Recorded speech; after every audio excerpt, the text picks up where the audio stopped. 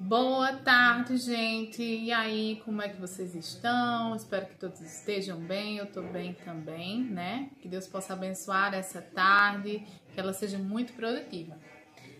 Gente, hoje é sexta-feira, né? E a gente trabalha a disciplina de ciências, tá? Como vocês já estão acostumados. Lembram que na aula passada de ciências nós trabalhamos, né? A aula que antecedeu a semana de simulados, tá? Nós iniciamos, né? Introduzimos a crosta terrestre. Inclusive, né? A data final do trabalho de vocês com as massinhas é hoje, né? O último dia, o prazo, né? Depois de hoje, infelizmente, eu não recebo porque foram 15 dias.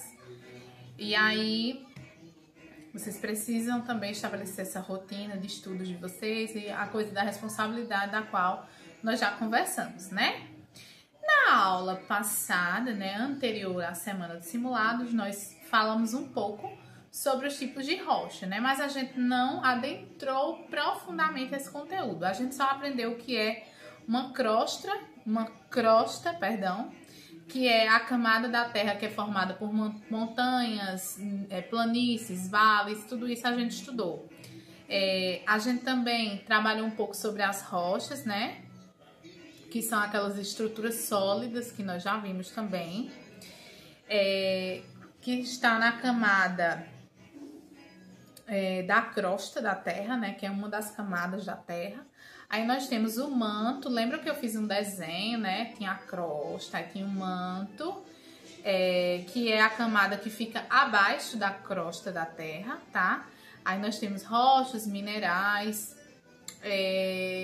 e também temos o magma, né? Que é uma espécie de núcleo, que eu até dei o exemplo do ovo, né? Para que vocês conseguissem pensar. Vamos supor que a crosta da Terra seja a casca do ovo, que a clara do ovo seja o manto, e que a gema seja o núcleo, né? Que é a parte central da Terra, onde existem minerais como ferro e níquel, por exemplo. Aí, hoje, vocês vão abrir na página 27, certo? Na página 26, né, a gente trabalhou um pouco sobre os minerais.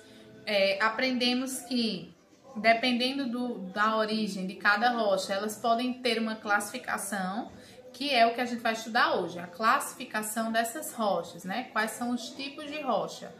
Lembram que vocês também fizeram aquele trabalho de procurar umas pedras em casa, a questão do granito, né?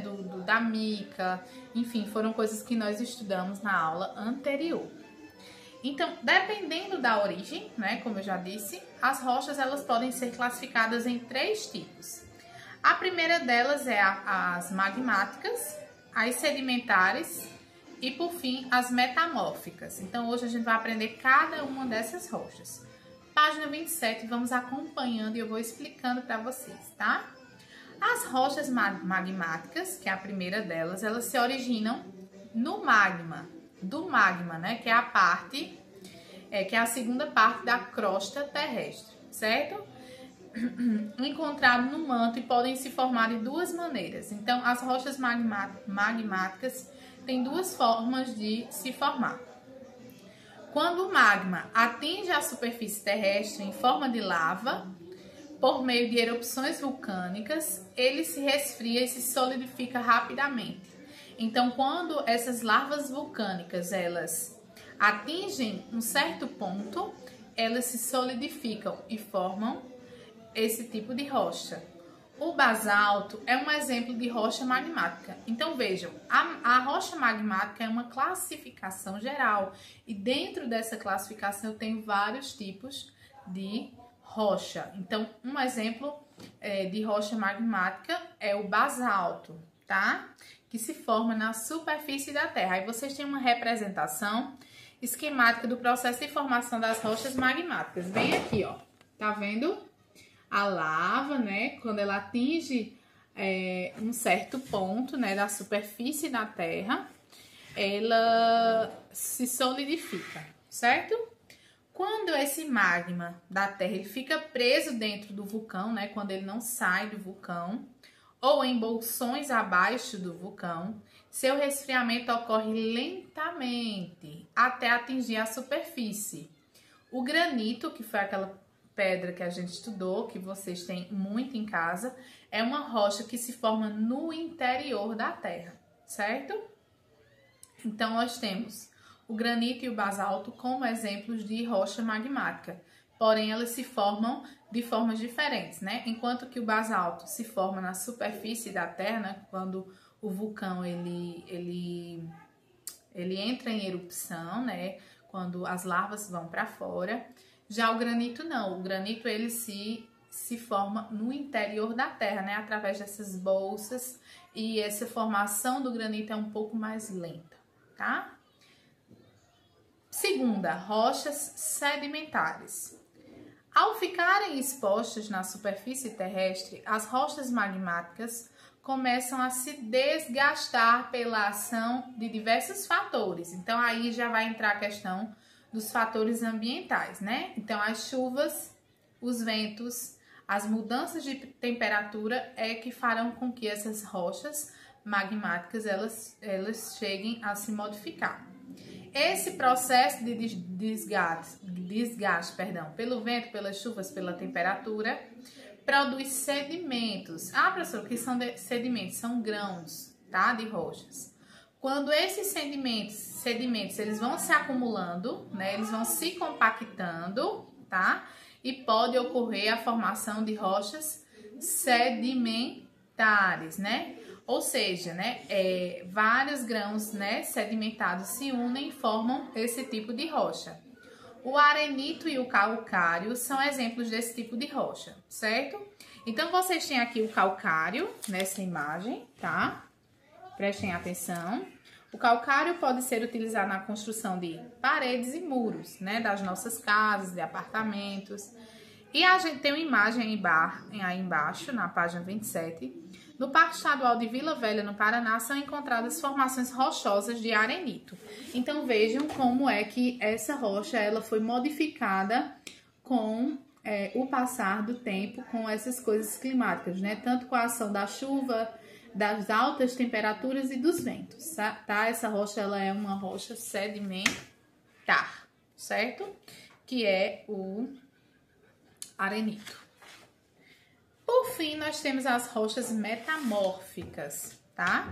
As rochas magmáticas e sedimentares, que foi o que a gente estudou agora, podem dar origem a um terceiro tipo de rocha, as metamórficas. Então, tanto a primeira classificação quanto a segunda pode dar origem a uma terceira formação.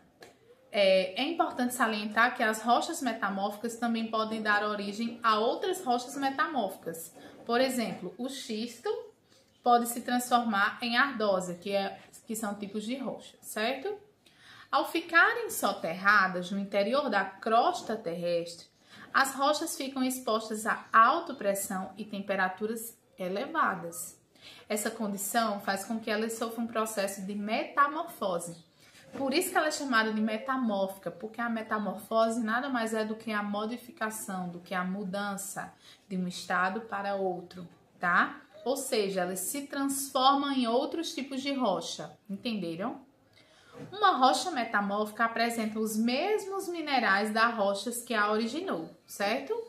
Mas sua textura e dureza são muito diferentes uma das outras.